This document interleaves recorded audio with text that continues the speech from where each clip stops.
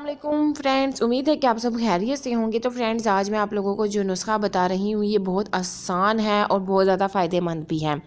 दिल की जिन लोगों को कमज़ोरी होती है ये उनके लिए बहुत ज़्यादा फ़ायदेमंद है, जिनका दिल कमज़ोर होता है।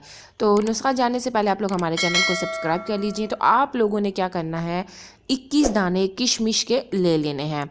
उसे आप लोगों ने आधी प्याली गुलाब के अरक में डालकर भिगो देने हैं। पूरे 21 ही लेने हैं, उससे कम ज़्यादा नहीं करने हैं।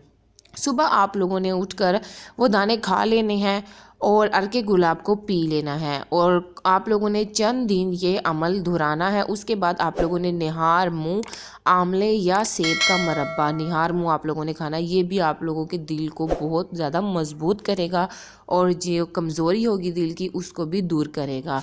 तो ये बहुत फ़ायदेमंद वीडियो है और जिनको ये मसला है उनको लाजमी शेयर कीजिए ताकि उनका फ़ायदा हो सके। वीडियो पसंद आती है तो लाइक शेयर लाजमी कीजिए। Thank you for watching my video.